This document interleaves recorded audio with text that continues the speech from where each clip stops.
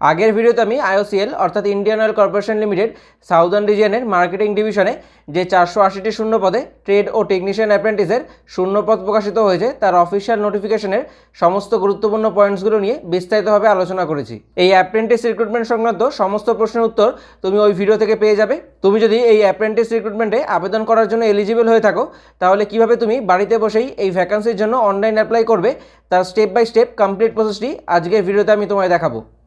Online apply পেজের লিঙ্কটি আমি ভিডিও ডেসক্রিপশনে দিয়ে দিয়েছি, সেখানে ক্লিক করে তুমি সরাসরি এই পেজটিতে আসতে পারবে।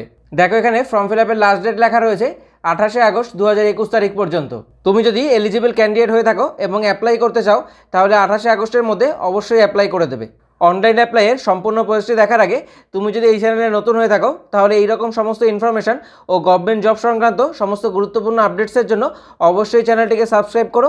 এছাড়া সম্পূর্ণ ভিডিওটি দেখার পর যদি ভিডিওটি তোমার কাছে হেল্পফুল মনে হয় তাহলে অবশ্যই ভিডিওটি লাইক করো ও শেয়ার করো। এরপর এখানে দেওয়া অ্যাপ্লাই অনলাইনের ওপর ক্লিক করবে।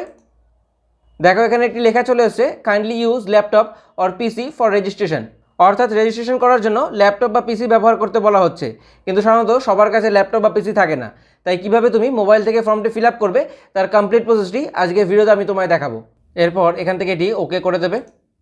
তারপর এখানে দেওয়া 3 ডটে ক্লিক করবে এবং নিচে আসলে তুমি দেখতে পাবে এখানে ডেস্কটপ সাইটের একটি বক্স দেওয়া রয়েছে, এই বক্সটিকে চেক করে দেবে। ডেস্কটপ সাইটের অপশানটিকে অন করার পর পুনরায় এখানে দেওয়া অ্যাপ্লাই অনলাইনের অপশানটির উপর ক্লিক করবে। এরপর দেখো তুমি এখানে সম্পূর্ণ রেজিস্ট্রেশন পেজটি ওপেন হয়ে গেছে। এরপর প্রথমে এখান থেকে তুমি ডিসিপ্লিন সিলেক্ট করবে, অর্থাৎ যেই ডিসিপ্লিনের জন্য তুমি অ্যাপ্লাই করতে চাও তুমি তোমার এলিজিবিলিটি অনুযায়ী এখান থেকে ডিসিপ্লিন সিলেক্ট করবে। এক্ষেত্রে আমি ট্রেড অ্যাপ্রেন্টিস ফিটার ডিসিপ্লিনটিকে সিলেক্ট করব। এরপর এখান থেকে তুমি স্টেট সিলেক্ট করবে, অর্থাৎ কোন সাউদার্ন স্টেটের জন্য তুমি অ্যাপ্লাই করতে চাও। এক্ষেত্রে আমি অন্ধ্রপ্রদেশ সিলেক্ট করব। এরপর এখানে তুমি তোমার নাম এন্টার করবে, এখানে তোমার বাবার নামটি এন্টার করবে, এখানে তোমার ডেট অফ বার্থ অর্থাৎ তোমার জন্ম তারিখটি এন্টার করবে। এরপর এখান থেকে তুমি তোমার জেন্ডার সিলেক্ট করবে, এখান থেকে তুমি তোমার ম্যারিটাল স্ট্যাটাস সিলেক্ট করবে, অর্থাৎ তুমি সিঙ্গেল নাকি ম্যারিড। এখান থেকে তুমি তোমার ক্যাটাগরি সিলেক্ট করবে, অর্থাৎ তুমি জেনারেল, এসসি, এসটি, ওবিসি, নন ক্রিমি লেয়ার, ইডাব্লিউএস যেই ক্যাটাগরি থেকে বিলং করো সেই ক্যাটাগরিটিকে তুমি এখান থেকে সিলেক্ট করবে। এক্ষেত্রে দেখো ক্যাটাগরি থেকে এসসি সিলেক্ট করার পর এখানে আরও বেশ কয়েকটি অপশান চলে এসছে। প্রথমেই দেখো এখানে লেখা রয়েছে নেম অফ কাস্ট, অর্থাৎ এখানে তুমি তোমার সাবকাস্টটি লিখবে। তুমি তোমার কাস্ট সার্টিফিকেট থেকেই তোমার সাবকাস্টটি পেয়ে যাবে। এরপর এখানে তোমার কাস্ট সার্টিফিকেটের নাম্বারটিকে এন্টার করবে। তোমার কাস্ট সার্টিফিকেটটি যেই ডেটে ইস্যু হয়েছে সেই ডেটটি এখানে তুমি এন্টার করবে। এরপর এখান থেকে তুমি তোমার রিলিজিয়ান সিলেক্ট করবে, এখানে তোমার আধার কার্ডের নাম্বারটিকে এন্টার করবে। এরপর এখানে তোমার প্যান কার্ডের নাম্বারটিকে এন্টার করবে। এখান থেকে তুমি এক্সাম সিটি সিলেক্ট করবে। এক্ষেত্রে দেখো এখানে 5টি এক্সাম সিটি দেওয়া হয়েছে, চেন্নাই, হায়দ্রাবাদ, ব্যাঙ্গালোর, কোচিন এবং বিজয়ওয়াড়া। এখান থেকে তুমি তোমার পছন্দ অনুযায়ী একটি এক্সাম সিটি সিলেক্ট করবে। এক্ষেত্রে আমি চেন্নাই সিলেক্ট করব। এরপর স্ক্রল করে নিচে আসবে এবং এখানে দেওয়া অ্যাডিশনাল ইনফরমেশনে তুমি তোমার নিয়ারেস্ট রেলওয়ে স্টেশন অর্থাৎ তোমার বাড়ির কাছে যেই রেলওয়ে স্টেশনটি রয়েছে সেই রেলওয়ে স্টেশনের নামটি তুমি এখানে এন্টার করবে। এরপর এখানে দেখো লেখা রয়েছে ডিটেলস ফর কমিউনিকেশন, অর্থাৎ এখানে তোমার প্রেজেন্ট ও পার্মানেন্ট অ্যাড্রেসটিকে এন্টার করতে বলা হয়েছে। প্রথমে এখানে তুমি তোমার পার্মানেন্ট অ্যাড্রেসটিকে ফিল করবে। যদি তোমার পার্মানেন্ট অ্যাড্রেস এবং করসপন্ডেন্স অ্যাড্রেস সেম হয় সেক্ষেত্রে এখানে দেওয়া এই বক্সটিকে তুমি চেক করবে, এবং যদি সেম না হয় সেক্ষেত্রে তুমি এখানে তোমার করসপন্ডেন্স অ্যাড্রেসটিকে ফিল করবে। এরপর স্ক্রল করে নিচে আসবে এবং এখানে তোমার মোবাইল নাম্বারটিকে এন্টার করবে। তোমার মোবাইল নাম্বারটিকে কনফার্ম করার জন্য এখানে দ্বিতীয়বার এন্টার করবে। এখানে তোমার ইমেল আইডিটিকে এন্টার করবে। তোমার ইমেল আইডি কনফার্ম করার জন্য এখানে দ্বিতীয়বার এন্টার করবে। যদি তোমার অল্টারনেটিভ কোনো ইমেল আইডি থাকে সেক্ষেত্রে এখানে তুমি তোমার অল্টারনেটিভ ইমেল আইডিটিকে এন্টার করতে পারো, তবে এটি ম্যান্ডেটারি নয়, চাইলে তুমি এন্টার করতেও পারো আবার নাও করতে পারো। এরপর এখানে দেখো লেখা রয়েছে I confirm that the address and communication details given above are correct, অর্থাৎ তুমি তোমার অ্যাড্রেস ও কমিউনিকেশন ডিটেলসগুলিকে সঠিক দিয়েছো, এই বক্সটিকে চেক করবে। এরপর এখানে দেখো এডুকেশনাল ডিটেলস এন্টার করতে বলা হয়েছে। প্রথমে এখানে 10th বা মাধ্যমিকের ডিটেলসটিকে এন্টার করতে বলা হয়েছে। মাধ্যমিকের ক্ষেত্রে এখানে তুমি তোমার স্কুলের নামটিকে এন্টার করবে। তুমি যেই বোর্ড থেকে মাধ্যমিক পরীক্ষা পাস করেছো সেই বোর্ডের নামটিকে তুমি এখানে এন্টার করবে। তুমি যদি ওয়েস্ট বেঙ্গলের স্টেট বোর্ড থেকে মাধ্যমিক পরীক্ষা পাস করে থাকো তাহলে এখানে তুমি এন্টার করবে WBBSE, অর্থাৎ West Bengal board of secondary education. এরপর এখানে তোমার মাধ্যমিকে প্রাপ্ত নাম্বারের পার্সেন্টেজটিকে এন্টার করবে এবং সবশেষে এখান থেকে তুমি ইয়ার সিলেক্ট করবে, অর্থাৎ যেই বছর তুমি মাধ্যমিক পরীক্ষা পাস করেছো। একইভাবে এখানে তুমি তোমার 12th বা HS এর কোয়ালিফিকেশন ডিটেলসটিকে এন্টার করবে। প্রথমে এখানে তুমি যেই স্কুল থেকে ক্লাস 12 পাস করেছো সেই স্কুলের নামটিকে এন্টার করবে। এরপর এখানে বোর্ড নেম, অর্থাৎ ক্লাস 12 যেই বোর্ড থেকে তুমি পাস করেছো সেই বোর্ড নেমটিকে এখানে তুমি এন্টার করবে। তুমি যদি ওয়েস্ট বেঙ্গল স্টেট বোর্ড থেকে ক্লাস 12 পাস করে থাকো সেক্ষেত্রে এখানে তুমি এন্টার করবে WBCHSE, অর্থাৎ West Bengal council of higher secondary education. এরপর এখানে তোমার ক্লাস 12 প্রাপ্ত নাম্বার পার্সেন্টেজটিকে এন্টার করবে এবং সবশেষে এখান থেকে তুমি যেই বছর ক্লাস 12 পাস করেছো সেই বছরটিকে সিলেক্ট করবে। এরপর সবশেষে এখানে দেখো লেখা রয়েছে এসেনশিয়াল কোয়ালিফিকেশন, অর্থাৎ তুমি যেই ডিসিপ্লিনের জন্য ফর্ম অ্যাপ্লাই করছো সেই ডিসিপ্লিনের জন্য যে এসেনশিয়াল কোয়ালিফিকেশন রয়েছে সেই কোয়ালিফিকেশনটিকে এখান থেকে তোমায় সিলেক্ট করতে হবে। এক্ষেত্রে যেহেতু আমি ট্রেড অ্যাপ্রেন্টিস ফিটার ডিসিপ্লিনের জন্য ফর্মটি অ্যাপ্লাই করছি, তাই এখানে দেখো কোয়ালিফিকেশন চলে এসেছে আইটিআই ফিটার। তুমি যেই ডিসিপ্লিনের জন্য ফর্মটি অ্যাপ্লাই করো না কেন সেই ডিসিপ্লিনের যে এসেনশিয়াল কোয়ালিফিকেশন সেটি এখানে চলে আসবে এবং এখান থেকে তুমি তোমার এসেনশিয়াল কোয়ালিফিকেশনটিকে সিলেক্ট করবে। এরপর একইভাবে এখানে তুমি তোমার এসেনশিয়াল কোয়ালিফিকেশনের ডিটেলসটিকে এন্টার করবে। প্রথমে এখানে তোমার স্কুল, ইনস্টিটিউট বা কলেজের নামটি তুমি এন্টার করবে।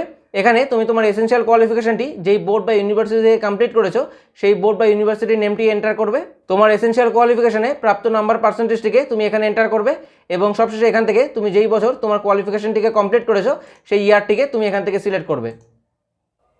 এরপর স্ক্রল করে নিচে আসবে এবং এখানে দেওয়া সমস্ত ডিক্লারেশনের বক্সগুলিকে চেক করবে। এরপর এখানে দেখো আপলোড ফটোগ্রাফ অ্যান্ড সিগনেচারের অপশনটি দেওয়া হয়েছে। ফটোগ্রাফের ক্ষেত্রে দেখো বলা হয়েছে জেপিজি অথবা জেপিইজি ফরম্যাটে 20 থেকে 50 কেবির মধ্যে হতে হবে এবং সিগনেচারের ক্ষেত্রে দেখো বলা হয়েছে জেপিজি অথবা জেপিইজি ফরম্যাটে 10 থেকে 20 কেবির মধ্যে হতে হবে। চুজ ফাইলে ক্লিক করে তুমি তোমার ফটোগ্রাফটিকে সিলেক্ট করবে। তোমার ফটোগ্রাফটিকে সিলেক্ট করার পর এখানে দেওয়া আপলোডের উপর ক্লিক করবে। দেখো আমার ফটোগ্রাফটি সাকসেসফুলি আপলোড হয়ে গেছে এবং এখানে লেখা চলে এসেছে ফটোগ্রাফ সাকসেসফুলি আপলোডেড। একইভাবে চুজ ফাইলের উপর ক্লিক করে তুমি তোমার সিগনেচারটিকে আপলোড করবে। সিগনেচারটিকে সিলেক্ট করার পর এখানে দেওয়া আপলোড সিগনেচারের উপর ক্লিক করবে। দেখো এখানে আমার সিগনেচারটিও সাকসেসফুলি আপলোড হয়ে গেছে এবং এখানে লেখা চলে এসেছে সিগনেচার সাকসেসফুলি আপলোডেড। সমস্ত ডিটেলসগুলি সঠিকভাবে ফিল করার পর এখানে দেওয়া ডিক্লারেশনের বক্সটিকে চেক করবে এবং নেক্সটের ওপর ক্লিক করবে। নেক্সট করার পর তোমার সামনে অ্যাপ্লিকেশন ফর্মের প্রিভিউ পেজটি ওপেন হয়ে যাবে। এখান থেকে তুমি তোমার এন্টার করা সমস্ত ডিটেলসগুলিকে ভালোভাবে একবার চেক করে দেখে নেবে। যদি তোমার মনে হয় তোমার এন্টার করা সমস্ত ডিটেলসগুলি সঠিক রয়েছে সেক্ষেত্রে এখানে দেওয়া কনফার্মেশনের বক্সটিকে চেক করবে। এরপর এখানে দেওয়া সাবমিটের ওপর ক্লিক করবে। তবে যদি তোমার মনে হয় তোমার এন্টার করা কোনো ডিটেলস ভুল রয়েছে সেক্ষেত্রে এখানে দেওয়া এডিটের ওপর ক্লিক করে তুমি তোমার ডিটেলসটিকে ঠিক করে নেবে। এক্ষেত্রে যেহেতু আমার এন্টার করা সমস্ত ডিটেলসটি সঠিক রয়েছে তাই আমি সাবমিটের ওপর ক্লিক করব। দেখো সাবমিট করার পর এখানে লেখা চলে এসেছে dear candidate you have completed primary registration of online application, অর্থাৎ আমার রেজিস্ট্রেশনটি কমপ্লিট হয়ে গেছে এবং এখানে দেখো আমার রেজিস্ট্রেশন নাম্বারটি দিয়ে দেওয়া হয়েছে। এখান থেকে তুমি তোমার রেজিস্ট্রেশন নাম্বারটিকে নোট করে রাখবে, পরবর্তীতে এটি তোমার কাজে আসবে। এরপর এখানে দেওয়া নেক্সটের ওপর ক্লিক করবে। এরপর এখানে তুমি তোমার রেজিস্ট্রেশন নাম্বার এবং ডেট অফ বার্থটিকে এন্টার করবে ও লগ ইনের ওপর ক্লিক করবে। লগ ইন করার পর এখানে দেখো ডকুমেন্ট আপলোডের পেজটি ওপেন হয়ে গেছে। ফর্ম ফিল আপ করার সময় তুমি যে সমস্ত কোয়ালিফিকেশনগুলি এন্টার করেছিলে সেই সমস্ত কোয়ালিফিকেশনের ডকুমেন্টসগুলি এখানে তোমায় আপলোড করতে বলা হয়েছে। এছাড়া তুমি যদি কোনো কাস্ট থেকে বিলং করো যেমন এসসি, এসটি, ওবিসি সেক্ষেত্রে এখানে তোমার কাস্ট সার্টিফিকেটটিকেও আপলোড করতে হবে। এরপর এখানে দেওয়া আপলোড ডকুমেন্টসের ওপর ক্লিক করবে। তোমার সামনে এইরকম একটি পেজ ওপেন হয়ে যাবে। আপলোড ডকুমেন্টসের উপর ক্লিক করার পর তোমার সামনে যদি একটি পপ আপ মেসেজ আসে এবং সেখানে লেখা থাকে অলওয়েজ শো, সেক্ষেত্রে তুমি অলওয়েজ শো এর উপর ক্লিক করবে। তারপর পুনরায় আপলোড ডকুমেন্টসের উপর ক্লিক করলে তোমার সামনে এই পেজটি ওপেন হয়ে যাবে। এখানে দেখো ফাইল টাইপ দেওয়া হয়েছে পিডিএফ অথবা জেপিজি ফরম্যাটে হতে হবে এবং ম্যাক্সিমাম সাইজ দেওয়া হয়েছে 100 কেবি, অর্থাৎ তুমি যে ডকুমেন্টসগুলি আপলোড করবে সেগুলি যেন পিডিএফ অথবা জেপিজি ফরম্যাটে থাকে এবং সেগুলির জন্য ম্যাক্সিমাম সাইজ 100 কেবির বেশি না হয়।